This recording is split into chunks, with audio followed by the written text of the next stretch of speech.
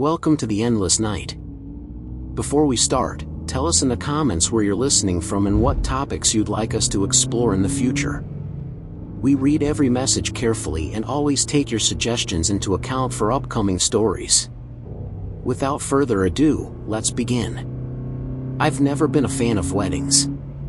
Not because I don't believe in marriage, but because they've always seemed like events where everything is a facade. Forced smiles, rehearsed speeches, people just waiting for the moment to eat and leave. But that night, the wedding I saw on Interstate 85 wasn't one of those. It wasn't even a real wedding. My name is Eric, I'm 37 years old, and I work as a driver for a small logistics company in Atlanta. I usually transport industrial parts and mechanical equipment, nothing flashy, but that weekend I had something different. Moving a shipment of tools and generators towards Savannah. They were expensive items, new, freshly imported, and the company was paranoid about them arriving intact. We set out in a convoy of 3 vans around 9 at night. I was in the lead, behind me a colleague named Slim, and at the end, Alex, a serious guy who never talks more than necessary. The 3 vans were company ones, white, no logos, but loaded to the brim. The instruction was clear. No unnecessary stops and keep communication via radio.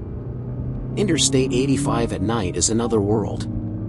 By day it already feels lonely in some stretches, but when the sun sets, the asphalt becomes an endless tunnel with the headlights as the only point of reference. Past Macon, the traffic became practically non-existent. Every now and then we'd cross a semi or a long-haul bus, but for long minutes we saw not a single vehicle. At a straight stretch, almost reaching a small town whose name I barely read on a rusted sign, I saw the lights in the distance. There were several, flashing, like there was an event in the middle of the highway. I slowed down a bit, puzzled. It wasn't common to see so much activity at that hour. As we approached, I could make out the scene. An arch decorated with white flowers and golden ribbons spanned from one side of the highway to the other. There were chairs lined up on the shoulder and about 20 people dressed in formal wear, laughing, clapping, some with bottles in hand. On the side, parked in a row, several old cars adorned with cans and bows. Over the radio, I heard Slim's voice. "What the heck is this?" "No idea," I replied.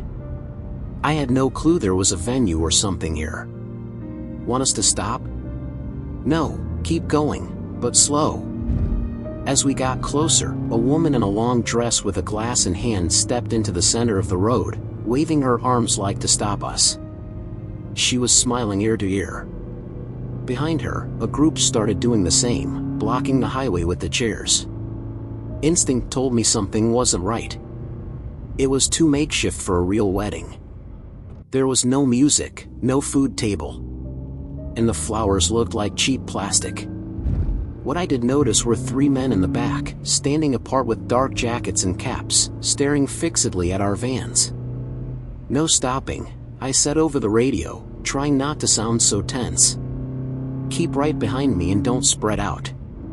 Just then, one of the men pulled a portable radio from his pocket and spoke into it. At that moment, the decorative lights I thought I saw on the back lit up brighter. They weren't decorations, they were the headlights of a large truck hidden behind the cars with bows. The woman in the dress stopped smiling, took a step back, and the guys with caps started moving toward us. "Accelerate!" I yelled over the radio and floored the pedal. The van roared, and I charged straight at the chairs, which flew to the sides. People screamed and scattered as best they could. I saw in the mirror how the hidden truck started its engine and lunged after us. Slim and Alex passed behind me, knocking down what was left of the arch and dodging bottles someone threw. The noise of engines behind became deafening. "2 are following us," Alex said over the radio. "A red pickup and the white truck that was behind the arch. Don't slow down, stay close." A few miles on, the road narrowed due to construction on the shoulder. With orange cones blocking the breakdown lane, there was no way to maneuver much. The red pickup tried to pass on the left, hugging dangerously to my side. I could see the passenger. He had his face covered with a bandana and something like a metal pipe in hand. I swerved hard toward him, forcing him to back off before hitting me. Slim, behind me, hugged my rear bumper so there was no space between us. The stretch became a game of endurance. They trying to cut us off, us blocking every attempt. At one point, I heard a dull thump against my van's rear door. They were probably trying to bust the lock. We couldn't keep this up long. Then I remembered that about 15 miles ahead there was a fixed police checkpoint. It wasn't very big, but with luck, it would serve as refuge. "We're leading them to the checkpoint," I warned. "Don't stop before that." The chase continued. Their headlights bounced in the mirrors. The engines roared, and every sharp curve was a chance for them to try pushing us off the road. My hands were sweating on the wheel, and a constant buzz in my ears from the adrenaline. In the distance, finally, I saw the green silhouettes of the checkpoint, a couple military vehicles parked on the sides and officers moving with flashlights. We didn't slow until reaching the first light tower. As soon as they saw us, several officers raised hands signaling to stop. I slowed, but didn't fully stop until right next to them. "They've been chasing us," I managed to shout. Behind, the two trucks chasing us stopped dead seeing the officers. The red pickup turned around without thinking. The white lasted a few seconds, but ended up doing the same. One officer signaled us to park on the side while others ran toward the highway with weapons ready. When I finally turned off the engine, I felt an uncontrollable shake in my legs. Slim got out pale as paper. And Alex, who always seemed like stone, had his lips pressed and hands rigid on the wheel. We explained what happened. The officers told us it wasn't the first time something like that happened. They set up fake weddings or parties to stop vehicles and rob them or kidnap the drivers. That night, after they escorted us to a safer stretch, I understood what saved me wasn't luck, but the instinct not to stop. On that highway, Interstate 85, a smile in the middle of the asphalt can be more dangerous than any blind curve. And since then, every time I see a group blocking a road, I don't stop to ask. I floor the accelerator and keep going, because in this country sometimes the party is just the prelude to the ambush. I've never liked driving at night on the highway, but that time I had no choice. The boss asked me to deliver a shipment of industrial clothing to Denver before dawn, and the most direct route was Interstate 70, passing through areas where by day the landscape feels almost peaceful. But at night it's another world. It was almost 10 when I left Salt Lake City. I had the cab clean, the thermos full of coffee, and the CB radio ready in case I needed to talk to a fellow driver. The plan was to cross the loneliest stretch before midnight to avoid fake checkpoints or people jumping out with bad intentions. The first hour was normal. Some semis in convoy, family vans heading back from some trip, and that dry wind that feels like knives when it comes through the window. After Provo, the traffic started to vanish, and in 20 minutes I was completely alone. The moon barely peeked through low clouds, and outside my headlights' reach, the night was a bottomless pit. Around 11:15, I saw it. In the distance, on the right lane, there was a semi stopped, crossing half the highway. Its rear lights were flashing, and behind, in faded letters, I could make out Spectacle Brothers shows. It was one of those long trailers painted with bright colors, with drawings of tents, clowns, and horses. The paint was cracked as if it had been under the sun for years without maintenance. I slowed down and turned on my flashers. Something didn't add up. There were no cones, no signs, no trace of another vehicle. Nothing on the radio, and the cell had no signal. I approached slow, ready to pull over if I could pass on the opposite lane. Then I saw it wasn't that simple. The semi was diagonal, blocking both directions. And ahead, in the darkness, there was another vehicle, an old van without lights, crossed too. As soon as I realized, my stomach knotted. It was the typical scene of a block for robbery. I braked gently, leaving space to maneuver, and looked in the mirrors. But there was nothing, yet that thump hadn't been casual. I decided not to wait. I put it in reverse and accelerated, tires screeching against the asphalt.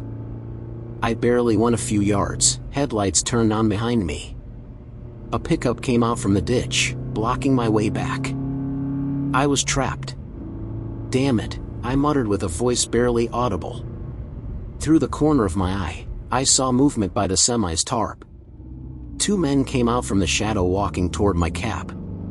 They had faces covered with bandanas and something in their hands shining under the light. Long guns. I knew if I stayed, they'd pull me down, and who knows if I'd live to tell. I breathed deep, shifted gears, and made the riskiest decision of my life, to charge the block. I put it in first, floored the accelerator, and directed the ton of metal straight at the weakest space between the semi's cab and the shoulder. I felt the truck vibrate, the engine's roar covering any other sound. The men started shouting something, but I didn't understand. One raised the gun, and at that moment I heard the dry sound of impacts against the body. I didn't let go of the accelerator.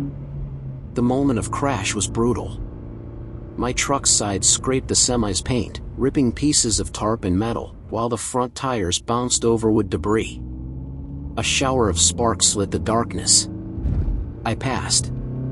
The mirror showed me a chaos of lights and shadows. Men running, the pickup behind trying to turn, and the show semi swaying as if about to tip. I kept without looking back.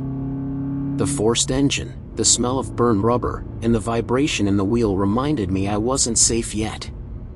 I didn't know how many miles I drove without stopping until I saw a police checkpoint ahead. I braked so hard I almost ate the barrier. I got out staggering with numb legs. I told the officer what happened, but his reaction chilled me more than the assault. A shrug and it happens around here, bud. Good you didn't stop. I didn't stay long. I bought a coffee to clear my head and resumed the route by another secondary highway, swearing I wouldn't trust any voice on a speaker without seeing a legit uniform first.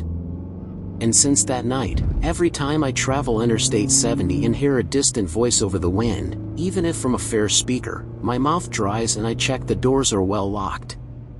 From that night, I learned something I repeat to every new driver. On this country's highways, danger isn't always hidden in curves. Sometimes it's right there in the middle of a straight, disguised as an accident waiting for you to get out. I'm not one who usually takes public transport on the highway, but that time I had no choice. My car was in the shop, and I had to get to Albuquerque from Santa Fe for an urgent work delivery. It was near 5 in the afternoon when I arrived at the makeshift terminal by Interstate 25. A dusty stop with a couple tattered tarps shading those waiting. The van was parked under a twisted tree with faded paint and the roof patched with gray tape. The sign on the windshield said Albuquerque, direct, handwritten with marker on cardboard. The driver, a tan man in his 40s, was leaning on the door, smoking and looking at his phone. $15, boss, he said without raising his voice much when I asked. Climb in. I looked for a seat in the back. The interior smelled of old sweat and hot plastic. There were 5 people already, a heavy lady with a shawl carrying bags full of what seemed boiled corn, a young couple with big backpacks, and a skinny man in a checkered shirt with red eyes as if he hadn't slept. As it filled up, the heat became suffocating. The driver started without saying anything, and in a few minutes we were on the highway swallowing dust from passing semis. The first 30 minutes were calm. The lady with the shawl was chatting with the couple in front about market prices, and the driver tuned a station that barely came in. I was looking out the window trying to relax, but at one point, after passing a stretch with several improvised bumps and a few scattered houses, I noticed the driver veered off the main lane and took a dirt detour. "What's this road?" asked the young couple. "Shortcut," replied the driver without turning. It wasn't the first time I'd seen drivers take alternate routes to avoid checkpoints, but something in his dry tone put me on alert. I looked back. The main highway was no longer visible, just a narrow path bordered by thick brush. The cell signal had disappeared a while ago. Minutes passed, and the van stopped abruptly. The driver turned off the engine. Through the rear view, I saw him smiling, but it wasn't a friendly smile. From the bushes came 3 men armed with knives and old pistols. One of them, with a sweaty torn baseball cap, opened the side door. "Get out slow and leave everything," he said. His voice dry and without hesitation. No one moved at first. It was the lady with the shawl who let out a whimper and started pulling her bags. The one with the cap jumped in and pointed the gun at us. I said everything: phones, wallets, watches. I felt my heart pounding in my chest. I pulled my wallet and tossed it to the front seat along with the phone. The couple did the same. The skinny man in the checkered shirt tried to keep something, but one of the others saw and gave him a flat hit on the head with the knife. He fell against the seat complaining. They made us get out one by one. The ground was pure mud and pebbles. The heat was so thick I felt my shirt stuck to my skin. They lined us up by the van while another checked under the seats. "Everyone into the brush," ordered one. A tall guy with a scar crossing his eyebrow. They pushed us down a barely visible trail. The vegetation closing with each step, I heard the buzz of insects and the crunch of dry leaves under our feet. The damp smell was suffocating, mixed with sweat and fear. We reached a clearing where there was an old truck without plates. They made us sit on the ground with hands on heads. The one with the scar paced in front of us, watching us as if deciding what to do. "This is quick," he said finally. "We can make it easy if you cooperate." One of the armed bent in front of me and asked for my watch. It was a cheap Casio, but he took it anyway. Then he checked my pockets, even the soles of my sneakers. Meanwhile, the lady with the shawl started crying and begging to let her go because she had to get back to her grandkids. The one with the cap told her to shut up or they'd tie her. Then we heard an engine noise approaching on the dirt road. The men tensed. The one with the scar made a sign, and 2 of them vanished into the trees. The one left pointed at us without taking his eyes off the trail. The engine passed by, but the silence after was heavier than before. I felt that any false move could end in a shot. "Quick is quick," said the scar one when they returned. "We're taking you back, but with eyes covered." They made us form again and walk toward the van. On the way, one of the armed was behind me so close I could feel his breath on my neck. Had a dry mouth, but didn't dare swallow. When we got there, they made us get in again. They tied our eyes with pieces of torn cloth, and the driver started the engine. The ride back was slow, with the feeling of each bump amplified by the tension. At one point, I heard how they opened the side door and started dropping us one by one at different points. When it was my turn, they pushed me, and I fell to my knees on gravel. "Walk straight and don't take off the blindfold until you hear nothing," ordered a voice. I did as told. I walked counting steps until the van sound faded. I took off the cloth from my eyes and saw I was back on the interstate, in a lonely stretch. The sun was hiding, and the sky tinted orange and violet. I had no money or phone, but I was alive. I started walking toward where I thought the nearest town was. It took me over an hour to arrive, but every step I took repeated to myself what I'd promised in silence when they pointed at me first. Never again get on a van on that highway. Never again trust a sign written on cardboard. I left Las Vegas around 8 at night heading to Phoenix. The day had been heavy, full of impromptu meetings, and all I wanted was to get to the hotel, shower, and sleep. I chose to drive at night to avoid the stifling afternoon heat, though I knew Interstate 10 had its reputation. Lonely stretches, scare sliding, and every now and then surprise operations by highway patrol or military checkpoints. The highway was calm. The asphalt, black and damp from a drizzle hours before, reflected the headlights. Glow like an elongated mirror. I had the music low, enough not to feel the absolute silence. The air came warm from the vents, mixed with the faint aroma of coffee still in my thermos. Passing Kingman, the night closed in even more. Not a soul on the highway, except some sporadic semi-crossing in the opposite direction. It was then, in a straight stretch, I saw the flashing red and blue lights, but smaller than a patrol's. As I approached, I distinguished the white silhouette of an ambulance stopped on the shoulder with rear doors open. I slowed down. I thought maybe there was an accident or they were transporting a serious patient. It wasn't rare to see ambulances on that route, especially for urgent medical transfers to hospitals in Phoenix or Vegas. When I was about 20 yards away, a man in white uniform and reflective vest came out the back and signaled me with a flashlight. He had a mask and latex gloves. "Good evening," he said, approaching the driver's side. "There's a sanitary inspection checkpoint ahead. I need you to pull over a moment." It seemed strange to me. I'd never heard of a sanitary operation in the middle of the highway at night. Still, I obeyed and pulled the car behind the ambulance. The man walked to the passenger door and asked me to turn off the engine. "It'll be quick. We just need to check the trunk and take your temperature." Behind him, another man got out of the ambulance. He had a black cap, medical uniform, and a mask poorly placed that let see a tattoo on his neck. No badge or visible insignia. They exchanged a brief look, as if agreeing silently. "Open the trunk, please," said the second with a deep voice. I got out of the car cautiously. Something didn't add up. The flashing lights were too weak, like adapted from some other vehicle. The ambulance's paint, though white, had dark stains on the edges, and the logo on the side was incomplete, as if covered with spray paint. While the first checked my trunk, the one with the tattoo approached too close. I felt his fixed, calculating gaze. "Where you headed?" he asked. "To Phoenix." "For work?" He just nodded. "We can take you," he said, like offering a favor I didn't ask. "That way you save the drive." I shook my head, trying to keep a cordial tone. "Thanks, but my car's fine."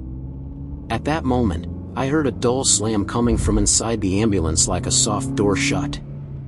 I managed to see through the rear door's crack an empty gurney and a black toolbox on the floor. No medical equipment in sight, no oxygen tanks, no monitors.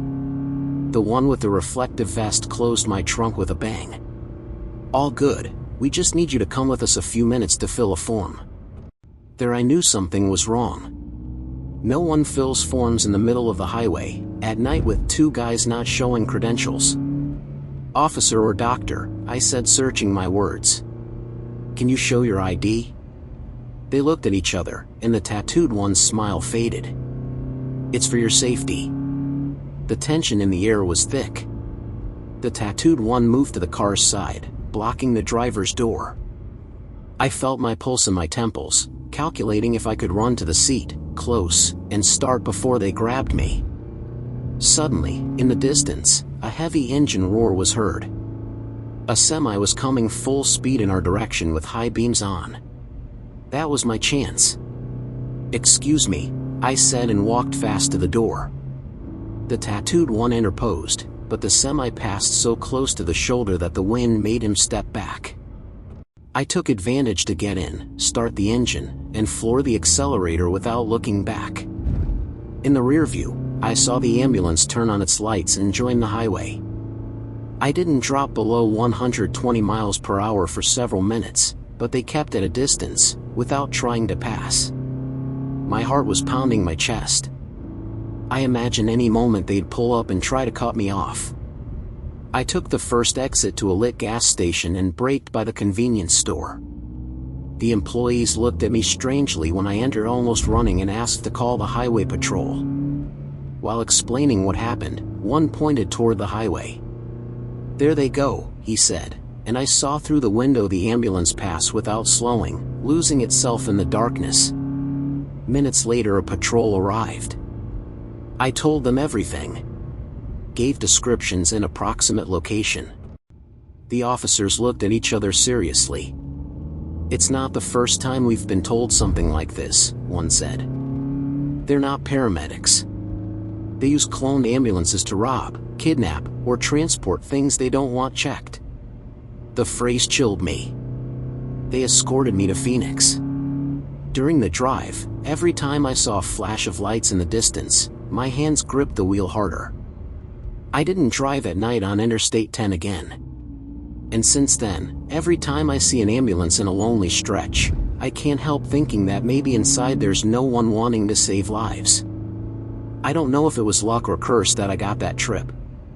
I've been behind the wheel for over 15 years, running the highways between Denver and Salt Lake City on Interstate 70.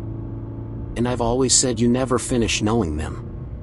Interstate 70, connecting Colorado with Utah, I've driven it many times. Sharp curves, stretches of low forest, and long straights where the mist envelopes you like it's going to swallow you. It's a beautiful route by day, but treacherous at night. I left Denver, the capital, shortly after 9 at night with a semi loaded with sacks of grain to deliver in Provo. The idea was to arrive before dawn, avoid the heat, and unload early. The weather was calm, no rain, and the highway almost empty. Only the constant engine was heard, and every now and then the distant chirp of some cricket or frog when passing near streams. Around midnight, after passing the junction to Grand Junction, the CB radio started picking up interference. Among noises and distant voices, I managed to make out something that made me pay attention. Truck across, animals loose, mile marker, watch out, and then just static. I frowned. I thought of some livestock accident, common in those areas. Maybe a stock trailer flipped. I didn't think more. Many miles remained to the city, and I hadn't seen strange lights ahead. The tension started 20 minutes later. In a straight stretch, the mist became thicker, and visibility reduced to less. Then 30 yards. I slowed, turned on the auxiliary lights, and continued, but something in the air felt odd, too silent. No bugs, no wind, nothing. It was then, among the haze, I saw the flashing red lights. I braked little by little and advanced cautiously. What appeared before me chilled me. A semi with double trailer crossed from side to side blocking both lanes. The box was tilted with front tires in the air, as if it had tried to maneuver sharply. The cab was empty, driver's door open. My first impulse was to look for the driver. I lowered the window and shouted, but no answer, but that slam hadn't been casual. Already chilled, I remembered the CB static. Maybe this was the accident. In the dream, after passing the turn to Moab, I saw it. The truck ahead braked violently. I managed to react and floored the brake, feeling the load in the box push. The one behind did the same. In seconds, we found ourselves 3 trucks stopped in the middle of the interstate. Ahead, scattered like someone dumped a sack, there were hundreds of twisted shiny nails. They weren't loose construction nails, they were spikes welded to small metal plates designed to burst tires. There was no trace of wrecked vehicles or signs that was an accident. The driver of the first truck, a burly man with a cap, got out to look. He joined me cautiously, the air cold on my skin. "This isn't chance," he said, crouching to see the nails. "I saw lights back there, like a van that turned off headlights as soon as we stopped," whispered he. The tension became thick. We couldn't advance without bursting tires, but staying there was just as dangerous. That stretch is famous for robberies and fake checkpoints. The first to decide took out gloves from his truck and started dragging the nails to the edge with hands. I joined, moving the plates carefully not to cut. The third driver stayed as lookout, pointing his lamp toward the woods. Then we heard it. The crack of branches, quick steps not trying to hide. The silhouettes appeared first as long shadows, then as armed figures coming from the woods, lit barely by our headlights. There were at least 6 men with balaclavas and rifles hanging from shoulders. "Quiet, step away from the rigs," shouted one with a dry, decided voice. It wasn't an improvised robbery. They moved like they'd done it before. The Cap 1 gave me a look that said more than 1,000 words. If they left us without trucks, we were lost. One of them started climbing my cap. Without thinking much, I took a step back pretending to obey. And when I had a second of distraction from them, I ran to the young guy's truck. "Start the engine, damn it," I shouted, opening his door on the passenger side. He hesitated just an instant before turning the key. The engine's roar echoed in the night. The men reacted right away. Two pointed at us, but at the moment the young accelerated, the Cap 1 made his move. He started his truck too and moved it diagonal, blocking the attacker's view. No time to think. The young and I accelerated toward the opposite shoulder. We went over some nails we hadn't removed, and felt the steering shake, bursting the first tire. Still, we continued with shredded tires, sparking against the pavement. One of the shots rang, and I heard the impact against the box, but didn't stop. A few 500 yards, we found a small emergency area with a payphone and a light post. We braked there, front tires practically shredded. I called the highway patrol number I had saved on the cell, praying for signal. The young shook, lighting a cigarette with unsteady hands. He could barely speak. In less than 10 minutes, which felt like half an hour, we saw flashing lights approach. The patrol stopped, and right away other two trucks coming behind us stopped too, alerted by the sirens. We told everything: the trap, the ambush, the number of men, the weapons. The officers went toward the mile where we'd been stranded, but they found neither the men nor my companions' trucks. Only fresh tire tracks going into a trail toward the woods. From the Cap man, I didn't hear more that night. His truck and load disappeared. They say he appeared hours later walking alone on a path near Vale. Without wanting to talk much, I returned home with the truck wrecked and load incomplete. The company gave me a few days off, but I couldn't sleep well all that time. Every time I close my eyes, I see the spikes shining on the asphalt again, that metallic gleam that shouldn't be there, and the certainty that if we hadn't reacted, now I'd be one more of those who never returned from that cursed stretch. Since then, I avoid passing at night on Interstate 70, even if it means more detour and more diesel. Time can be recovered, life can't. We left the bus terminal a little before 8 at night. It was a tourist trip toward Boise, a small group that had paid a weekend package to know the Idaho backcountry and do a couple cultural tours. I was the main driver of the unit, a double-decker bus with air conditioning and reclining seats, of those that make people forget they're crossing half the state by highway. The route was planned by Interstate 84. I know it like the palm of my hand: endless straights, 4-lane stretches, and after-spoken long miles where the landscape is pure scrub and dust. The passengers were mostly families and young couples. They were happy chatting and taking sunset photos. Around 9:30, the sky turned a deep blue without moon, and the headlights' glow became the only cut of light in the darkness. Traffic was light. I only saw some heavy semi passing us in a van that went by like a ghost of light. At 10:15, when we were at the height of Pendleton, an improvised checkpoint appeared before us.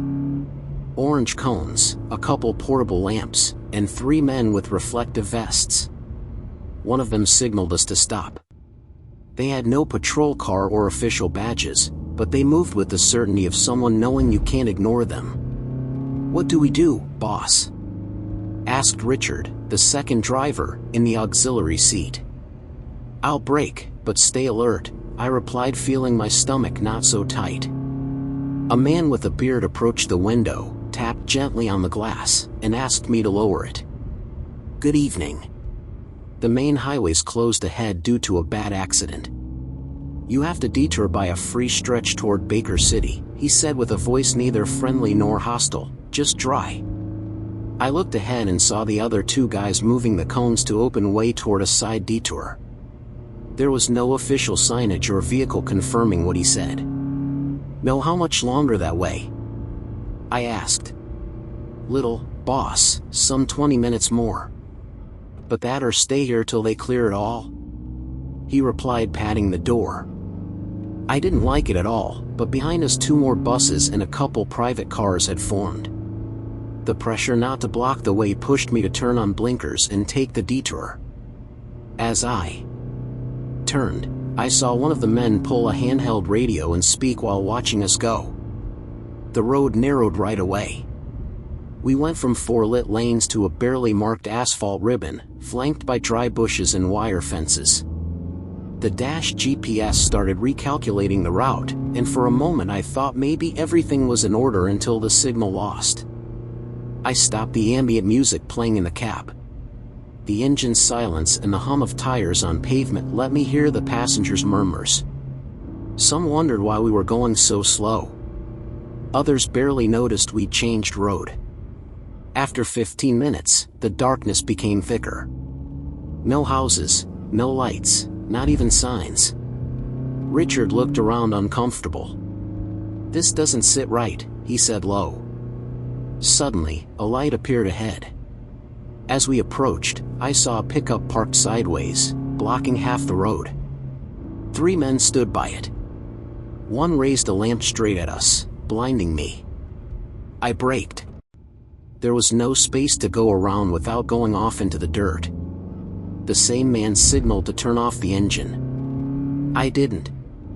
All I did was engage the parking brake and open the window just a crack. "Good evening, sir. Where you headed?" he asked with a smile not reaching his eyes. "Tourist trip to Boise. They detoured us for an accident on the main." The type let out a brief laugh. "Well, what luck, because here we have another detour. You'll have to wait us a bit while we check, no problems." The way he said it left no doubt. It wasn't an invitation, it was an order. With the corner of my eye, I saw the other 2 men had short guns hanging from waists. Richard stood, ready for anything. "I'll talk to the passengers," I said to make him understand we needed to buy time. But before I could move, a roar of engine was heard behind. A second vehicle appeared, a closed van without plates that placed right behind the bus, blocking any reverse. One of the men climbed the step and stuck his face to the glass. "Get down, driver, and everyone turn off cells." The tone was dry, and the looks behind even colder. I managed to see a pair of passengers raise heads, alerted. I couldn't let panic spread. I turned to Richard. "Go for the extinguisher and stay at the back door just in case." I breathed deep, opened the front door, and got out. The air smelled of dry earth and fuel. The lamp one asked for the keys. I let them go slowly, feeling it was handing my only defense. "We're just checking luggage. No one gets off, no one yells," he said. I saw him walk to the side lockers while the other 2 watched the entrance. The second driver from inside kept passengers seated with firm gestures. The buzz of insects in the night was the only thing accompanying the moment. In less than 5 minutes they'd opened 3 compartments and pulled several suitcases. I heard zippers open, bags rummaged. One took a black backpack and slung it over shoulder. "With this enough?" "You can go," said the lamp one, tossing me the keys. I climbed fast, started the engine, and advanced without looking back. No one spoke for several minutes. Fear floated like a thick cloud among the seats. Only when we found the main highway again with lights and trucks circulating, some let out sighs and started murmuring. At the first gas station I stopped. We called the highway patrol and the company. I gave approximate location, but in their voice it showed that didn't surprise them. "That stretch is hot," said the officer over radio. "Good you didn't get hurt." That night we slept in a cheap hotel in Baker City. The passengers, those scared, thanked no injuries. I, however, spent hours staring at the ceiling, replaying every decision. The improvised checkpoint, the signal loss, the vans blocking, everything had been planned, and we'd fallen without remedy. Since then, every time I pass Interstate 84 and see an orange cone or portable lamp, I instinctively slow, but keep high beams searching in the darkness any shadow that might force me to detour again. My name is Eric Lopez and I've been driving a truck for over 15 years for a delivery company running routes between Seattle and Portland on Interstate 5. I know every curve, every climb, and every gas station worth stopping at. Also know that freeway, for all the toll it charges, has stretches where you're at the mercy of what fate or bad luck wants to put in the path. It was a hot Wednesday in March. The clock marked almost 8 at night when I left a warehouse in Tacoma heading to the city with a box full of appliances, TVs, fridges, and stoves. The trip should be direct without long stops, because the delivery in the city was scheduled for the next morning. The manager warned me that in recent weeks there'd been robbery attempts near the stretch between Longview and Kelso, especially at night. At those hours, the highway seemed a dark tunnel, with the woods closing on the sides and the few working post lights yellow. The warm air came through the window and mixed with the diesel smell. I had the stereo off to concentrate. Only heard the engine and the hum of tires against asphalt. It was then when a strange sound broke the monotony. A voice over loudspeaker, deep and distorted, resounding from some point ahead. "Attention all drivers. Stop immediately at the next checkpoint." I braked a bit by instinct, searching where it came from. I saw no patrols, no lights, no orange cones, nothing, just the black ribbon of the highway and in the distance some white flashing lights. The voice came again, clearer. "Emergency operation, stop on the right shoulder. Show ID and documents." The tone was authoritative, of those that make you react before thinking. The loudspeaker had that reverb of official equipment, but something bothered me. There was no prior signage or official vehicles in sight, and I had passed there many times. I knew the real checkpoints and they were always well lit and with visible personnel. I slowed, trying to see better. Then I noticed something that chilled me. The flashing lights weren't blue or red, but yellow, like a maintenance truck's, and they moved. It wasn't a fixed checkpoint, but a vehicle crossed in the middle of the highway with 2 more vans blocking each lane. They came slow, like hunting. They came for me. They knew I was alone. What followed was pure instinct. Instead of braking, I floored the accelerator. The engine roared, and the yellow lights approached suddenly. I managed to make out silhouettes moving between the vans, men with fluorescent vests and something hanging from shoulder. Long guns. A metallic flash confirmed they weren't from any agency. They were armed civilians blocking the interstate. While advancing, the voices over the loudspeaker became more aggressive. "Stop, stop, or we shoot." I don't know if they did or just shouted to intimidate, but I heard a dry burst and felt something hit the truck's back. My heart was bursting against my ribs. Keeping the wheel steady was almost impossible. My hands shook as if I had fever. I saw a narrow gap between the van blocking my lane and the metal guardrail on the shoulder. I calculated if I passed hugging and didn't let go of the accelerator, I could make it. I turned a bit, tires screeched, and the right mirror shattered, scraping the van's body. I heard shouts and more metallic noises behind. I didn't look back. For the next minutes I drove with high beams and foot to the floor, expecting to see another block. The highway was dead, as if all other drivers had vanished. In my mind repeated one idea. If I stop, I don't get out of here. A few miles, lights of another vehicle appeared in the rear view. At first I thought a normal semi, but the irregular glow reminded the yellow lights of the block. They were following me. I swallowed and checked the route mentally. The next town was a few 15 miles, but before there was a junction to a rural road. Taking that detour was risky, narrow roads, potholes, little lighting, but maybe it'd let me lose them. When I reached the junction, I slowed just enough to turn and get on the secondary road. The truck bounced passing potholes, and the rear mirror showed me the vehicle behind hesitated a second before following. I didn't know if because they hadn't seen me turn or didn't want to risk that road. I gripped the wheel till feeling pain in fingers. The road was dark, only lit by my headlights. the humidity made puddles shine like broken mirrors. With every sharp curve I felt the tires could slip.